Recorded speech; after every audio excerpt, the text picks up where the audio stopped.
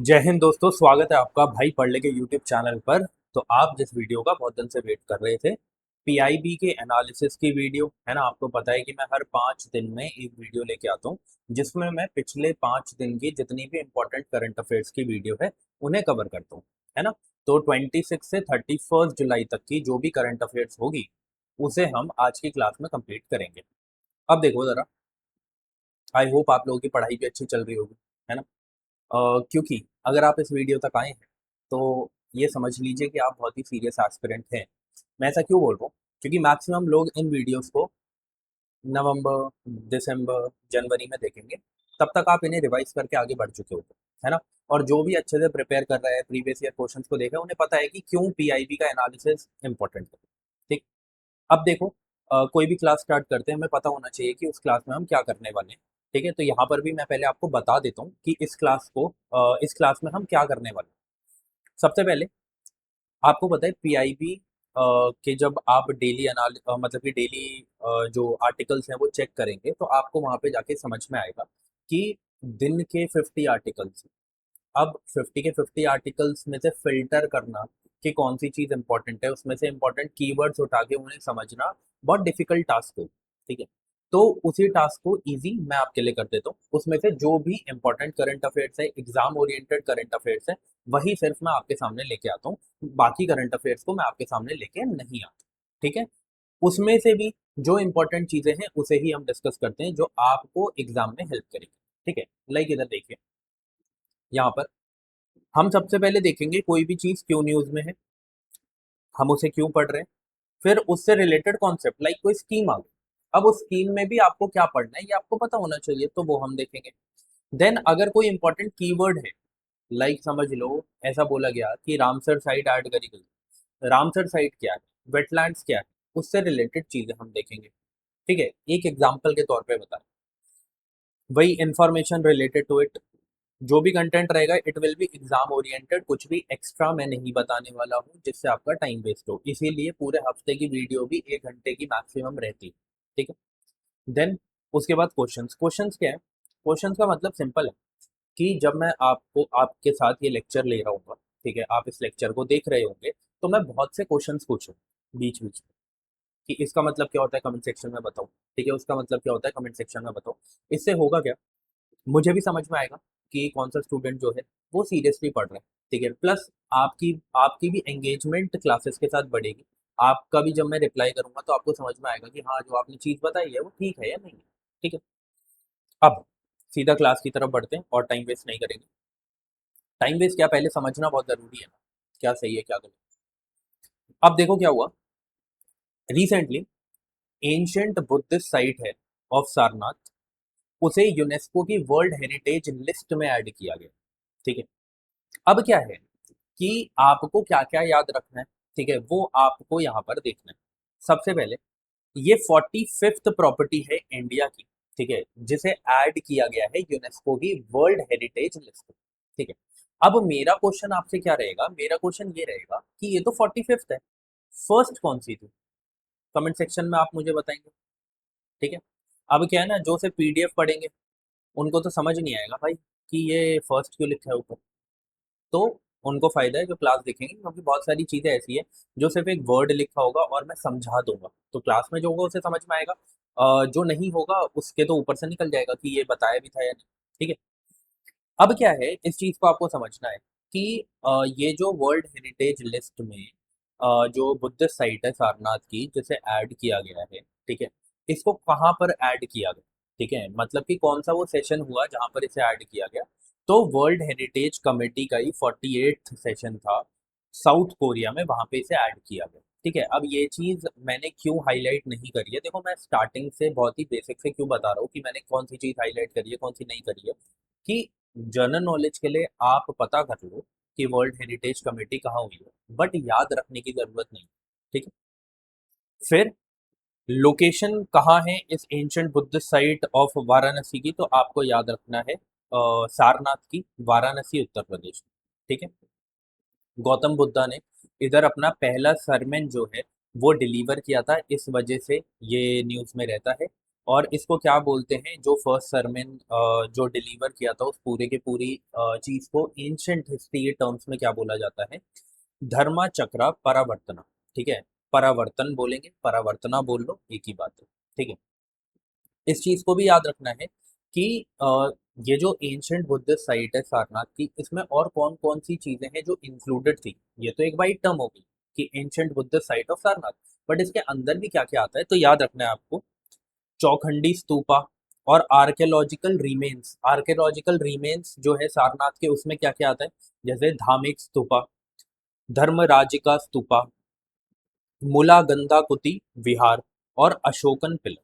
ये सारी की सारी चीजें इसी में इंक्लूडेड है और इसको भी वर्ल्ड हेरिटेज साइट की लिस्ट में ऐड किया गया। ठीक है, अब क्या है कि क्या होता है ना, पहले टेंटेटिव लिस्ट में ऐड किया जाता है, फिर नॉमिनेट किया जाता है, फिर कोई भी लिस्ट में ऐड किया जाता है। तो इसे टेंटेटिव लिस्ट में तो 1998 में ही ऐड कर दिया गया था। ठीक है, बट इसकी नॉमिनेशन, फाइनल नॉमिनेशन अब जाके हुई थी 2025 में।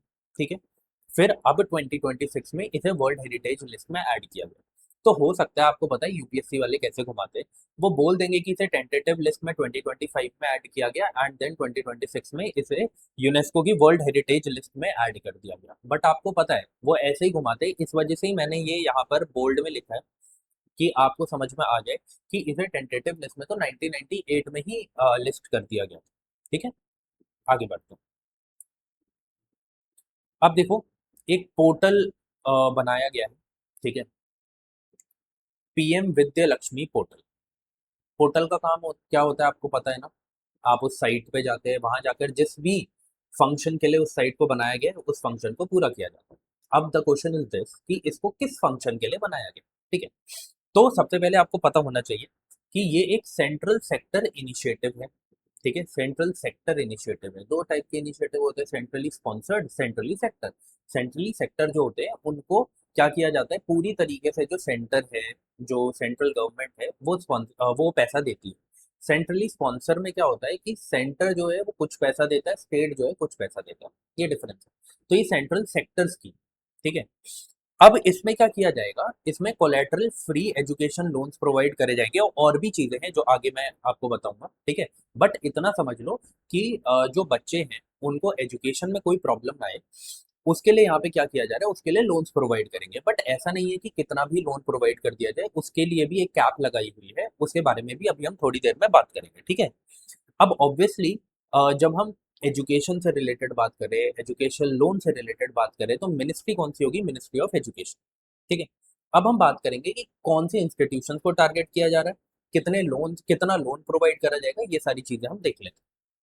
सबसे पहले तो सिर्फ उन इंस्टीट्यूशंस को, अभी यहाँ पर किसकी बात चल रही है, जो प्राइवेट इंस्टीट्यूशंस है और गवर्नमेंट इंस्टीट्यूशंस है, दोनों को मिलाकर अगर आप देखेंगे, दो ही टाइप के होते हैं ना।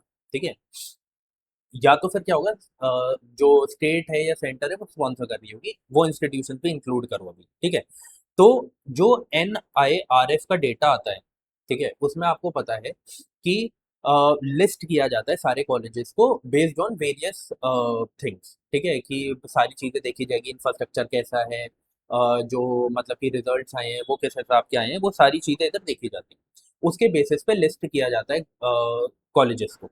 तो यही बोला गया है कि उसी में NIRF की जो लिस्ट आती है उसमें जो टॉप 100 ओवरऑल डोमेन में जो रैंक की जाएगी, वो जो जितने भी कॉलेजेस हैं वो इन लोन्स के लिए मतलब कि जिसे हम कहते हैं कि they will be qualified for it.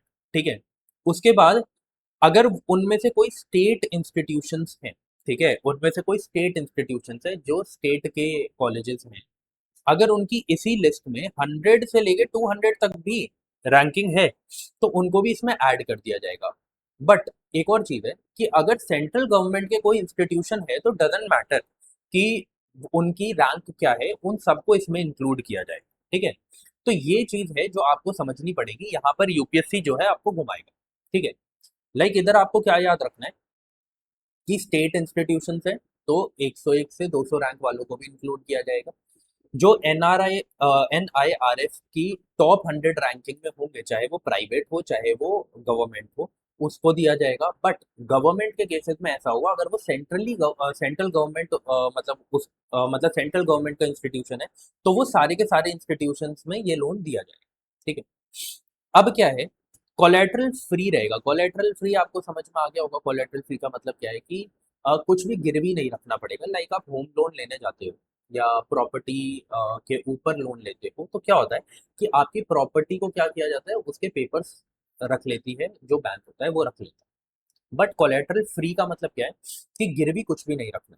ठीक है। तो गवर्नमेंट क्या कर रही है, गवर्नमेंट एजुकेशन को बूस्ट करना चाह रही है। ठीक है। इस वजह से गवर्नमेंट क्या कर रही है, government collateral free loans provide कर रही है। ठीक है। इसका मतलब ये नहीं कि लोन भरना नहीं है, आपने लोन तो भरना है, बट उसके लिए क्या है, आपको कुछ गिरवी नहीं रखना होगा।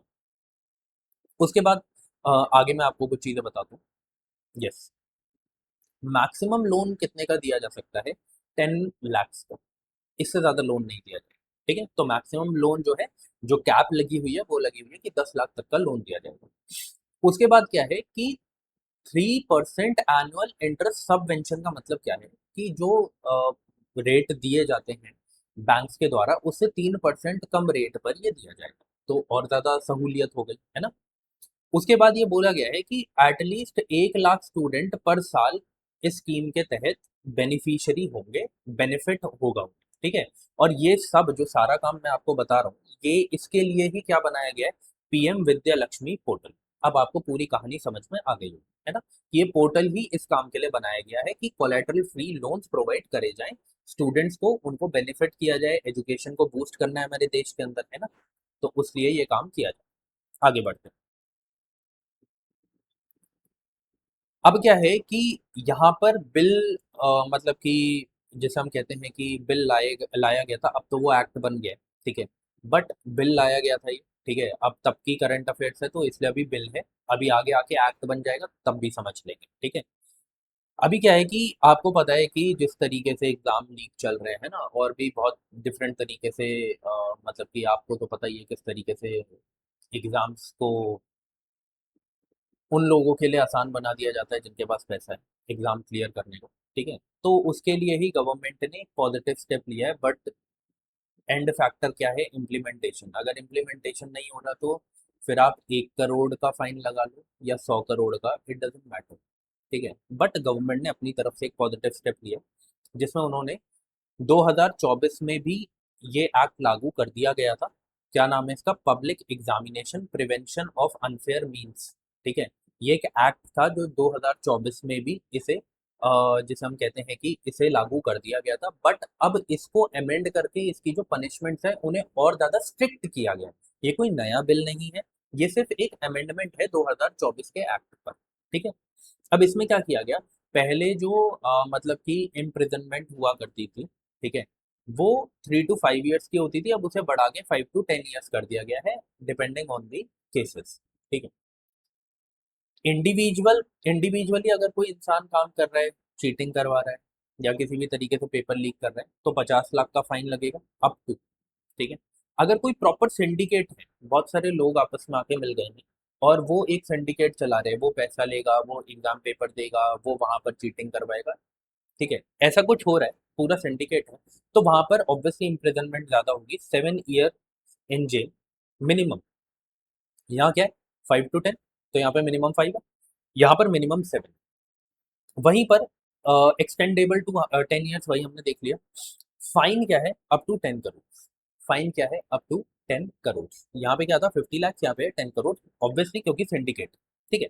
ये बोला गया है। साथ ही साथ स्पेशल टास्क फोर्स को, जो सेंट्रल गवर्नमेंट है, वो बना सकती है स्पेशलाइज्ड केसेस के लिए। कोई भी एग्जाम हुआ, वो लीक हो गया, तो एक एसटीएफ बन जाएगी जो उसके ऊपर काम करेगी, और उनका काम क्या है कि 2 महीने के अंदर उनको उस केस को फिनिश करना है। जो भी उस मतलब कि केस से जुड़े हुए लोग थे, उन्हें पकड़ना है, जो भी कल्प्रेट। ठीक है। ये चीज आपको पता होनी चाहिए थी। ये एक्ट बन गया है, बट जैसे ही पीआईबी में आएगा एज एन एक्ट, तो मैं इसे डिस्कस कर दूंगा। ठीक है। अब क्या है कि रिसेंटली क्या हुआ है कि एक नया ब्लू स्ट्रैगलर स्टार देखने को मिला। ठीक है। कैसा है, ऐसा है, आपके बीच में ये दिख रहा है आपको, ये लाइन थोड़ी सी जुड़ी हुई है। ठीक है। तो इसी को क्या बोलते हैं, Roche lobe. Roche lobe actual में क्या होता है, अगर देसी भाषा में समझो, ये आपको ये लाइन दिख रही है ना, तो क्या है कि एक स्टार के ग्रेविटी के अराउंड घूमने के लिए कुछ अट्रैक्शन चाहिए सामने वाली चीज को, सामने वाले ऑब्जेक्ट को। ठीक है। तो और प्लस ये जो क्रिएट हो रहा है, इन दोनों को मिला के आप क्या बोलते हैं, रॉशलोप बोलते हो। ठीक है, अब इससे ज्यादा डीप में जाने की जरूरत नहीं है, क्योंकि अगर आपसे रॉशलोप पूछा जाता है तो वो डायरेक्टली आपको समझ में आ जाएगा कि ये स्टार से रिलेटेड था, उसके ग्रेविटेशनल पुल से रिलेटेड कॉन्सेप्ट है। ठीक है, तो अगर पूछा जाएगा तो ऐसे पूछा जाएगा। अब बहुत ज्यादा डीप में जाऊंगा, बहुत ज्यादा समझाने की कोशिश करूंगा, तो आप लोग कंफ्यूज हो जाओगे, बट मैं समझाऊंगा। लेकिन कहाँ समझाऊंगा आपको पता है, मैं मंथली करंट अफेयर्स करवाता हूँ साइंस एंड टेक की, वहां पर बहुत अच्छे से समझाऊंगा, क्योंकि साइंस एंड टेक की पर्टिकुलरली अगर कोई वीडियो देखने आ रहा है तो ऑब्वियसली वो साइंस एंड टेक में इंटरेस्ट रखता है। ठीक है, और वो सब्जेक्ट को कवर करना चाहता है। ठीक है, तो वहां पर तो मैं मेरा अच्छे से समझाना बनता है। ठीक है, वो भी यूट्यूब पे आपको प्लेलिस्ट में वीडियोस देखने को मिल जाएगी। तो अभी के लिए सिर्फ इतना समझो कि एक तो आपको ये कनेक्शन देखने को मिल रहा है दोनों के बीच में, इसको प्लस ये क्या है ना, ये वो है वो मतलब कि डिस्टेंस है जहां पर ये जो आपको पिक्चर में देखने को मिल रहा है, जो कनेक्शन देखने को मिल रहा है। ठीक है, ये जो जैसे हम कहेंगे कि सेमी डिटैच्ड जो ये है, ठीक है, एक कनेक्शन इन दोनों के बीच में देखने को मिल रहा है, प्लस ये वो ग्रेविटेशनल पुल के अंदर है जहां पर ये इसकी ग्रेविटी के अंदर वर्क करेगा। तो इसको ही, इसी पूरे कॉन्सेप्ट को रॉश लोब बोलते हैं। ठीक है, अब क्या है जो मेन चीज है जिसके लिए मैंने इस न्यूज को ऐड किया है, वो क्या है कि अभी ये फॉर्म हो रहा है, it is actively forming luminous, luminous मतलब जहां से लाइट निकले, ब्लू स्ट्रैगलर स्टार। ठीक है, याद क्या रखना है कि ये कहां पर है, कोलिंडर 261 क्लस्टर, स्टार के क्लस्टर्स होते हैं, तो एक को नाम दिया गया कोलिंडर 261, तो वहां पर ये देखने को मिला है। अब ऑब्वियसली ये कहां पर है भाई, तो हमारे अर्थ से 9500 लाइट ईयर्स दूर है। अब आप कहोगे लाइट ईयर्स क्या है। ठीक है, जो भी बच्चे साइंस एंड टेक में रुचि नहीं रखते हैं, ठीक है, जिनको नहीं समझ में आता है, उनको मैं बता देता हूँ कि लाइट ईयर्स जैसे क्या होता है कि मैं आपको बोलता हूँ आपको ए पॉइंट से लेके बी पॉइंट तक जाना है। ठीक है, आप मुझसे क्या बोलेंगे, आप मुझसे बोलेंगे कि ए पॉइंट से बी पॉइंट का जो डिस्टेंस है वो है 1 किलोमीटर। मैं बोलूंगा नहीं, ये तो 1000 मीटर है। आप बोलोगे यार ये तो डिफरेंट डिफरेंट यूनिट्स में डिफरेंट डिफरेंट चीजें हो जाएगी। तो वैसे ही डिस्टेंस को कैलकुलेट करने का स्पेस में, अगर आप स्पेस की बात करेंगे, तो वहां पे जब हम डिस्टेंस को मेजर मेजर करते हैं तो हम किलोमीटर्स में नहीं करते, हम करते हैं लाइट ईयर्स में, अगर वो चीज बहुत ही दूर है। तो ऐसे ही जो लाइट ईयर्स का मतलब क्या है, लाइट ईयर्स का मतलब है डिस्टेंस बताया जा रहा है। अब ये डिस्टेंस कैसे कैलकुलेट करेंगे, या तो आप इंच टेप से ही नाप लोगे, या कोई मीटर गेजेस से नाप लोगे। यहाँ पर क्या करोगे, यहाँ पर आपने लाइट ईयर्स कैसे माना, क्या है लाइट ईयर्स, एक लाइट, जो लाइट है, सनलाइट है, वो एक साल में जितना ट्रैवल कर सकती है उसको बोलेंगे 1 लाइट ईयर। तो ऐसे ही एक लाइट, आपको पता है कितनी स्पीड होती है, एक लाइट 9500 ईयर्स में जितना ट्रैवल करेगी उतना दूर ये कोलिंडर 261 है, जो ये स्टार क्लस्टर कोलिंडर 261 है, वो इतना दूर है। वहां पर ये हमें देखने को मिला है स्ट्रैगलर स्टार, ब्लू स्ट्रैगलर स्टार। ठीक है, इसका जो मास है वो सन से 1.67 टाइम्स ज्यादा है। अब क्या आपको याद रखना है कितना ज्यादा है, नहीं, आपको याद रखना है कि हमारे सन से ऑलमोस्ट 1.5 बड़ा है। ठीक है, 1.5 मास उसका ज्यादा है, ये आपको याद रखना। हमने इसे डिटेक्ट कैसे किया, ठीक है, हमने इसे डिटेक्ट किया इसकी स्ट्रॉन्ग एक्सरे एमिशन की वजह से। जब भी कोई मतलब कि सन है, जैसे आप ऊपर लाइट जल रही है, आप मेरी शक्ल देख पा रहे हो, कैसे देख पा रहे हो, लाइट का एमिशन होगा। वैसे ही हमारे पास कुछ जैसे हम कहते हैं कि मेजरिंग मशीन्स हैं, ठीक है, जो कि क्या करती है, एक्सरे एमिशन को डिटेक्ट करती है। ठीक है, तो उन्हीं मशीन्स ने इस स्टैगलर स्टार की एमिशन को डिटेक्ट किया। तो क्या हुआ, हमें पता चला ये यहाँ पर। ठीक है, आगे बढ़ते हैं। और ये किसने किया, नासा का जो टेस्ट स्पेस मिशन है उससे, प्लस जो चिली की वेरी लार्ज टेलीस्कोप है जो रेडियल वेलोसिटी मेजरमेंट्स करती है, इन दोनों ने मिलकर क्या किया, इसको डिटेक्ट किया। ओके, आगे बढ़ते हैं। बट मेनली अगर क्वेश्चन आपसे पूछा जाएगा तो पूछ लिया जाएगा ये कोलिंडर 261 क्या है, आपको याद रखना है ये ओल्ड ओपन स्टार क्लस्टर है। पूछ लिया जाएगा रॉशलोब क्या होता है, रॉशलोब आपको मैंने समझा दिया है। ब्लू स्ट्रैगलर स्टार तो नहीं पूछा जाएगा, क्योंकि स्टार आ गया है तो फिर वो इतनी आसान चीजें पूछते नहीं है, वो इसके अंदर से कोई कीवर्ड उठा के पूछ लेते हैं। ठीक है, आगे बढ़ते हैं। दानवीर, दानवीर क्या है? ठीक है, अब दानवीर थोड़ा सा हमें समझना पड़ेगा। डायरेक्टली पूछा जाएगा कि दानवीर लिखा होगा एंड चार स्टेटमेंट्स दी होंगी। तो दानवीर क्या है, दानवीर इनिशिएटिव क्या है, डायरेक्टली पूछा जा सकता है। ठीक है, तो आपको याद रखना है कि ना, जो ग्राम पंचायत है वहां पर डिजिटल लिटरेसी बढ़ सके, ठीक है, डिजिटल एक्टिविटी बढ़ सके, उसके लिए गवर्नमेंट ने क्या किया है, गवर्नमेंट ने बोला है कि डिजिटल एक्टिविटी बढ़ानी है, डिजिटल लिटरेसी बढ़ानी है, तो वहां पर डिजिटल इंफ्रास्ट्रक्चर भी बढ़ाना पड़ेगा। As simple as that. आपको मैं लैपटॉप ना दिखाऊं, लैपटॉप ना सिखाऊं, अगर ना मैं दिखाऊं ना मैं सिखाऊं, तो क्या आप लैपटॉप चलाने के लिए लिटरेट हो जाएंगे? नहीं होंगे। ठीक है, आप कैसे चलाएंगे लैपटॉप? नहीं चला पाएंगे। तो अगर किसी को पहले किसी को अगर आप चाहते हैं कि कोई भी लैपटॉप सीख ले, तो उसके लिए पहले आपको उसे लैपटॉप दिखाना पड़ेगा और लैपटॉप सिखाना पड़ेगा, है ना? तो वही यहाँ पे किया जा रहा है कि गवर्नमेंट क्या कह रही है कि जो सिटीजन्स है वो क्या कर सकते हैं खुद से, अगर वो चाहते हैं कि कंप्यूटर्स को कंट्रीब्यूट करना, लाइक मेरा ये लैपटॉप है ना, मान लो मैंने एक महीने पहले खरीदा, इस वीडियो में मान लो 1 लाख लाइक्स आ गए, ठीक है, 1 लाख लाइक्स आ गए तो ऑलमोस्ट 10 लाख चल भी जाएगी। ठीक है, और मेरे पे बढ़िया पैसे आ गए, मैंने कहा यार अब ये लैपटॉप नहीं चलाऊंगा, क्या करूंगा? अब मैं कौन सा लैपटॉप चलाऊंगा? अब मैं एक नया लैपटॉप लूंगा, बट ये लैपटॉप तो गया।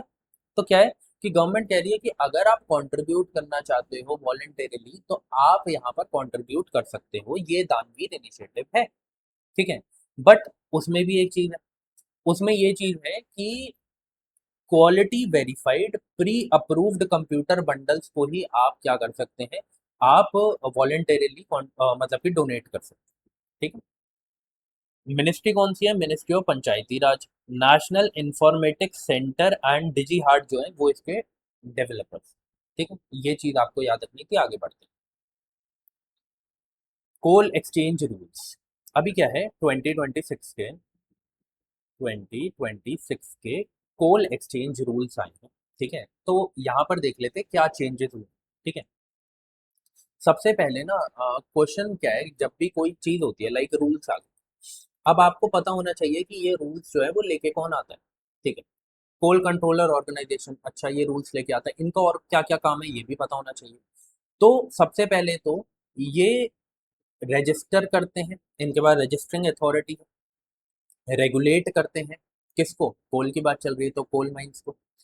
मॉनिटर करते हैं जो भी एक्सचेंजेस हो रहे हैं, जो बिड मैकेनिज्म है उसे देखते हैं, ओवरसी करते हैं कि क्या वो ठीक तरीके से काम कर रहा है या नहीं कर रहा है, एंड जो सीलिंग्स है किसी भी फी के लिए उसे सेट करते हैं कि इससे ज्यादा पैसा नहीं जाना है इसके लिए। ठीक है, मैक्सिमम इतना जा सकता है।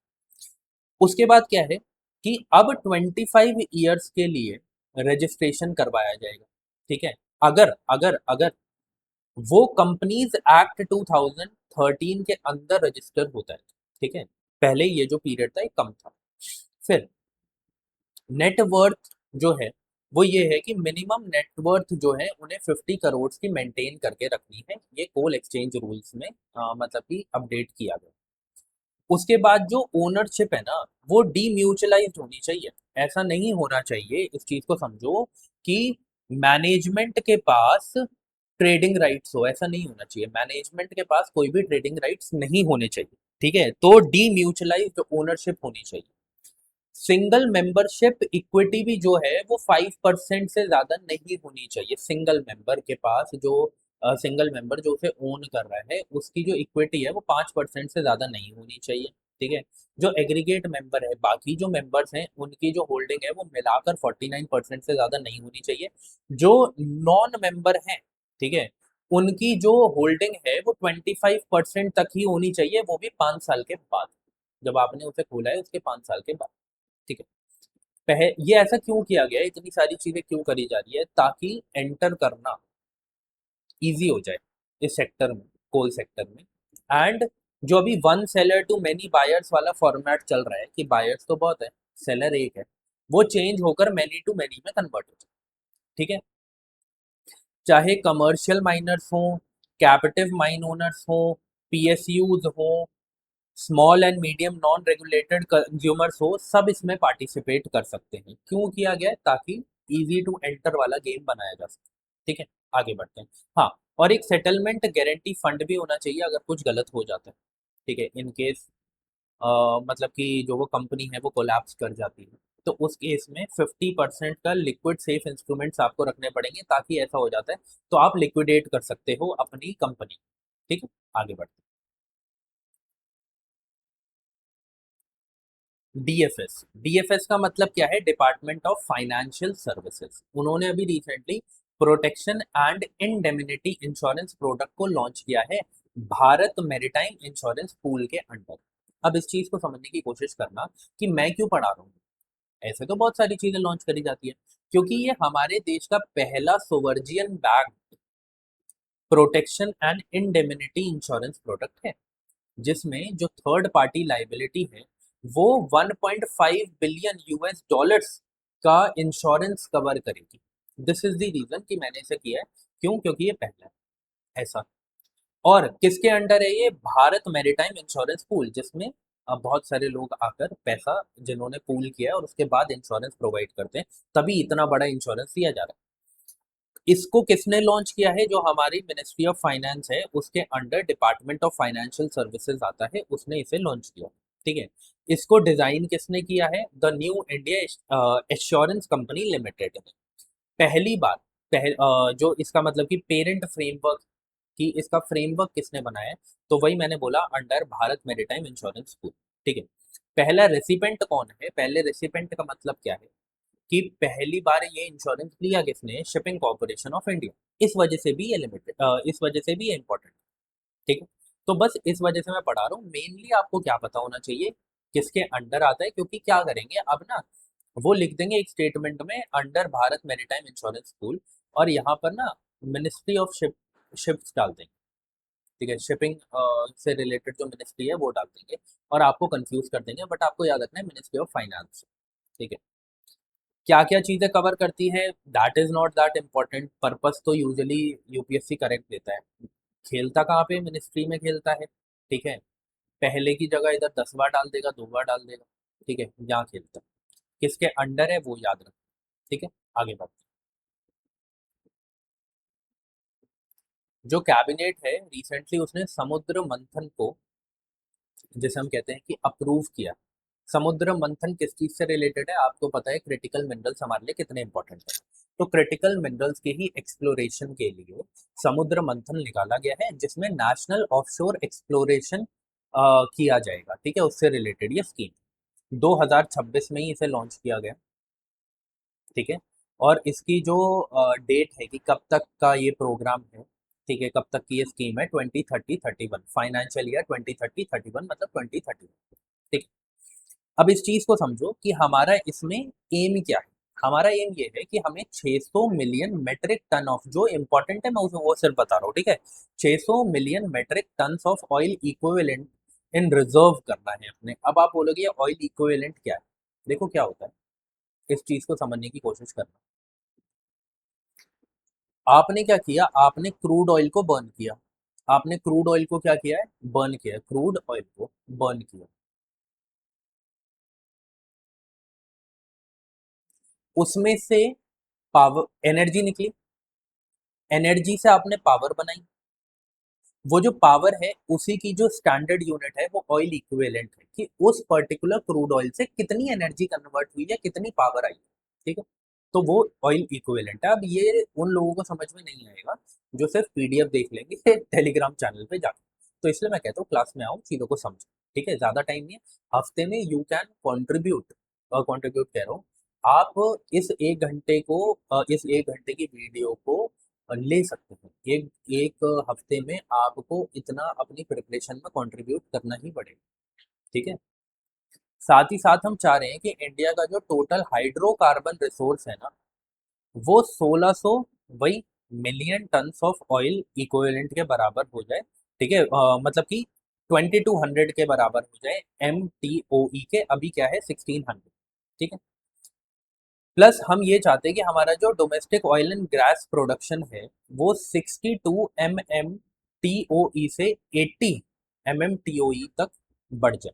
ठीक है, तो इसीलिए हम क्या कर रहे हैं, हम सेस्मिक डेटा एक्विजिशन कर रहे हैं, हम डीप वाटर एक्सप्लोरेटरी ड्रिलिंग्स कर रहे हैं जिसमें हम 60 deep water ultra deep water wells बनाएंगे। ठीक है, इंफ्रास्ट्रक्चर हब्स बना रहे हैं, कोई भी चीज़ आपको करनी है उसके लिए आपको इंफ्रास्ट्रक्चर बनाना तो ज़रूरी है।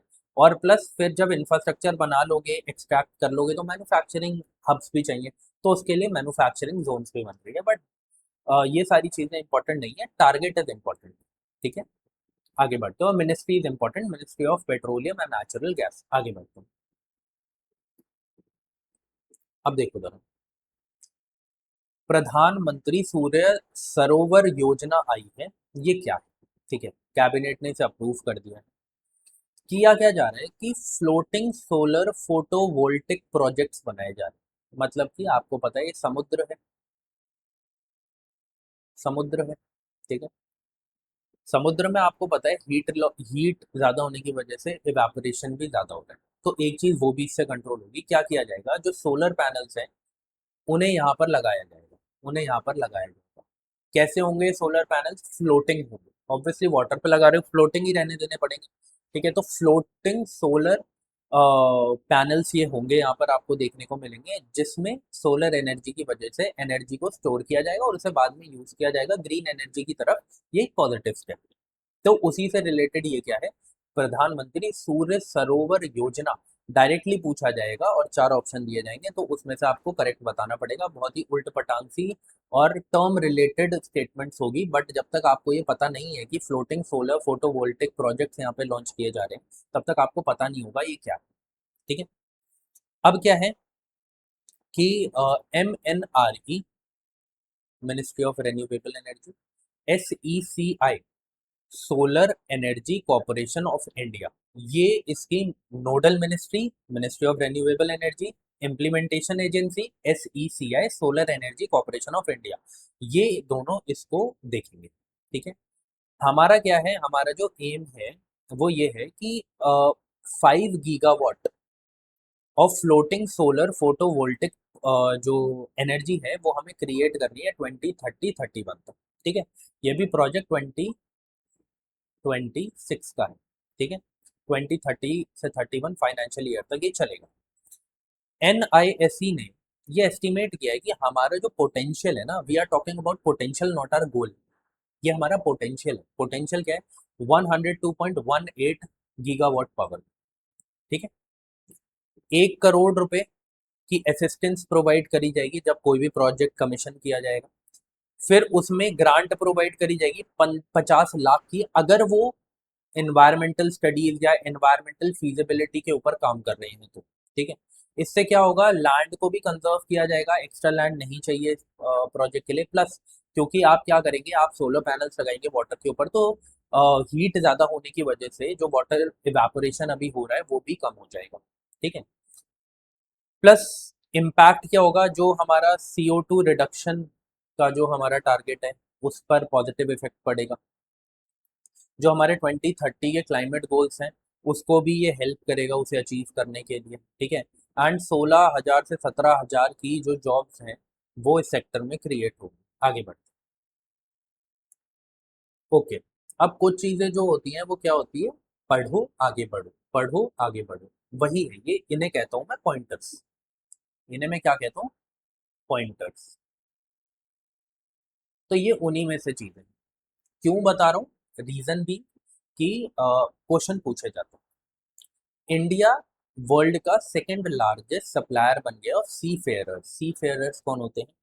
जैसे मेरा ब्रदर है मर्चेंट नेवी में, है ना, तो जो मर्चेंट नेवी वाले मतलब कि ऑफिसर्स होते हैं उनको क्या बोला जाता है, सी फेयरर्स बोला जाता है। उसमें सब हर कोई आता है। ठीक है, तो हमारा जो देश है वो सेकंड लार्जेस्ट सप्लायर बन चुका है सी फेयरर्स का। ठीक है, अब क्या है कि फर्स्ट कौन है, फर्स्ट कौन? तो आपको याद रखना है, फर्स्ट पे है फिलीपींस। फर्स्ट पे कौन है? फिलीपींस। हम क्या है, सेकंड। क्वेश्चन ऐसा बनाया जाएगा, इसीलिए मैं बोल रहा हूँ याद रखना, फर्स्ट पे फिलीपींस, हम सेकंड पे है। क्वेश्चन पक्का अगर बनाया जाता है तो वो यही बनाया जाएगा कि हम फर्स्ट पे, हम फर्स्ट पे नहीं, हम सेकंड। फिर उसके बाद यही बोला गया है कि इंडिया जो था ना वो 2015 में, अब आपको पता है कि जब गवर्नमेंट चेंज हुई थी इंडिया में 2015 14-15 में। तो उस टाइम पर क्या है, उस टाइम से हर चीज को आज कंपेयर करा जाता है पीआईबी का। जब भी कोई भी आप आर्टिकल देखोगे उसमें, तो यहाँ पर भी ऐसा किया गया है, बोला गया कि 2015 में हम 5th प्लेस में थे, 2026 में हम 2nd प्लेस पे। ठीक है। इंडिया 12% जो वर्कफोर्स है ना सी फेयरर्स का, या मैं बोलूँ कि ग्लोबल मैरीटाइम वर्कफोर्स का, वो प्रोवाइड करता है 12%। ठीक है। और क्या है, और क्या चीज़ है, नहीं और कुछ इंपॉर्टेंट नहीं है, बस आगे बढ़ते हैं। अब स्पोर्ट्स रिलेटेड क्वेश्चंस भी आपको पता है प्रीवियस ईयर में आए हैं, तो इसलिए मैंने यहाँ पे ऐड कर दिया, सिर्फ गोल्ड वालों को पढ़ेंगे। ठीक है। कि मीराबाई चानू को अभी रिसेंटली वेट लिफ्टिंग में गोल्ड मेडल मिला है। ये कॉमनवेल्थ गेम्स में मिला है 2026 में। ये कहाँ पर हो रहा है, यहाँ पर लिखा होगा, वैसे नहीं लिखा, कोई बात नहीं, मैं बता देता हूँ। ये हो रहा है स्कॉटलैंड में। कहाँ पे हो रहा है, स्कॉटलैंड। ठीक है, आपको याद रखना है। ऐसे ही शर्मिला जो है, उन्होंने भी गोल्ड मेडल जीता है विमेन शॉट पुट F57 में। ठीक है। तो वो भी कहाँ पे जीता है, कॉमनवेल्थ गेम्स में। तो गोल्ड गोल्ड वाले याद रख लो। बाकी तो मतलब कि obviously they are important, they have done a great job, but exam oriented अगर आप जाएंगे तो गोल्ड वालों को याद रखो। ठीक है। तो आज की क्लास में बस इतना ही था। ऐसे ही हर हफ्ते मैं आपके लिए जो भी 5 दिन, 5 से 6 दिन की जो भी इंपॉर्टेंट करंट अफेयर्स होती है पीआईबी आर्टिकल्स में, ठीक है, 50 आर्टिकल तो नहीं पढ़ने हमें रोज के। ठीक है। जो उसमें से 2-3 आर्टिकल्स इंपॉर्टेंट होते हैं उन्हें हम इन्हीं सेशन में कवर करेंगे। तो अगर आप वो मतलब कि अपनी एनर्जी उधर लगा रहे हैं कि रोज आर्टिकल्स जाके पढ़ रहे हैं, उतनी एनर्जी मत लगाओ। मैं यहाँ पे सब कुछ कवर करूंगा जो एग्जाम ओरिएंटेड है, जो इम्पोर्टेंट है ना। और क्या क्या इंपॉर्टेंट होता है वो मैं जब प्रीवियस ईयर क्वेश्चंस की मैंने सीरीज करवाई है उसमें मैंने सब बताया, और उसी के बेसिस पे मैं ये पीआईबी का एनालिसिस लेके आया। ठीक है। अब हम मिलते हैं अपनी नेक्स्ट क्लास में, तब तक के लिए जय हिंद। ठीक है।